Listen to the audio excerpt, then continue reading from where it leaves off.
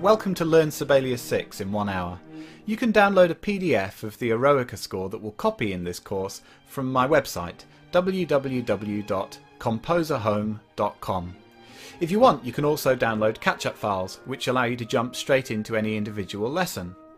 And now there's an ebook for you to download to your PC, Mac or mobile device from www.amazon.com. Just search for Learn Sibelius.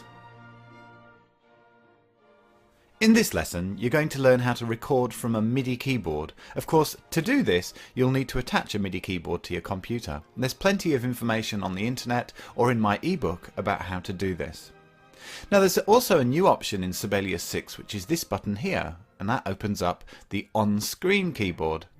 So you can click on notes on there on the keyboard, and if you click this button here for QWERTY input, that maps the notes just of an octave of C to C with the keys on your keyboard, A, S, D, F, G, H, so on and so forth. So you can actually play off your computer or your laptop and do simple melodies and things straight into Sibelius without needing to attach a MIDI keyboard. However, for this particular option, I want to record the opening melody in the cello part here in the Eroica Symphony. I think I'm going to need a full-size keyboard, so I've hooked one up to my computer. Now, before we get going and before you ever record, go to Notes, FlexiTime Options, and in here you can set up your recording before you've got started. There are a bunch of different options that you need to check here. The first one is under FlexiTime, and FlexiTime is so called because Sibelius will attempt to follow the tempo as you play. So if you speed up, it will speed up. If you slow down, it will slow down. Now they've got different settings here for how high you want that to be set. I personally set it to none because I'm a terrible keyboard player, so I like to actually just try and keep in time with Sibelius rather than the other way round.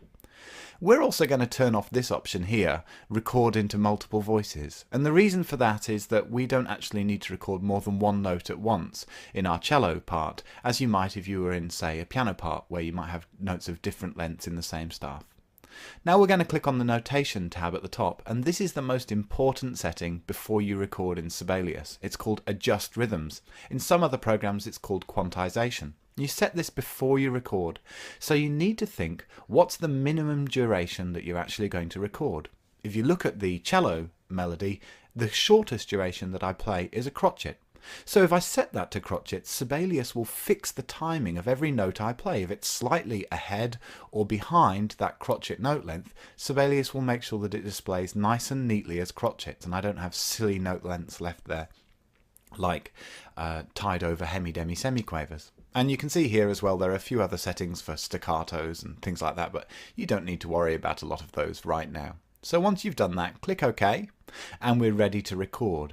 Now we tell Sibelius where we're going to record from by clicking on the bar we want to begin recording, and then press the record button. But before we press the record button, if your keyboard playing's about as good as mine, which is terrible, you might like to drag the tempo slider, which is just to the right of the record button there, and if you drag it over to the left, that slows down the tempo as you record.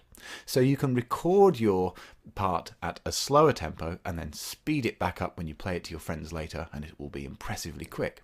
So I'm going to hit the record button and have a stab at recording this cello melody here in the Eroica Symphony.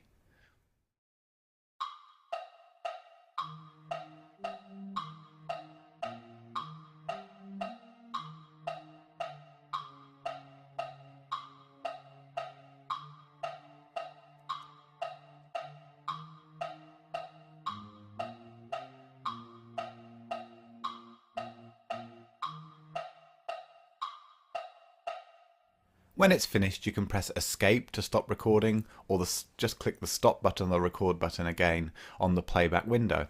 Now we just want to review our recording. It's looking pretty good, isn't it? That's pretty impressive for my level of keyboard playing. I can see one obvious error, which is that Sibelius has chosen to spell the C sharp in Beethoven's score as a D flat. There's a reason for this. Sibelius knows you're in a flat major key, so it's spelled that accidental as a flat falling note, which makes sense to it. But in this particular case, we want to change that to C sharp as Beethoven did, so I'm just going to highlight those bars by clicking on them and shift clicking on the second bar. And then you can respell any accidental by pressing the return key or enter on a PC. And as soon as I press that, you can see that it toggles there between the C sharp and the D. Alright, everything else there looks pretty good, so I might just need to complete this now by adding the phrase markings as we go along.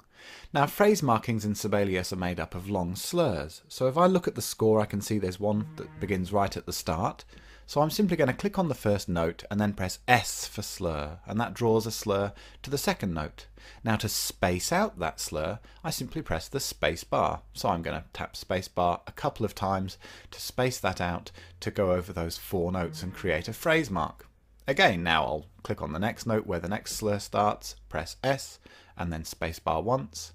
Click here again, press S again, space bar once. And you can see that very quickly I can add all of the phrasing to this melody quickly and simply.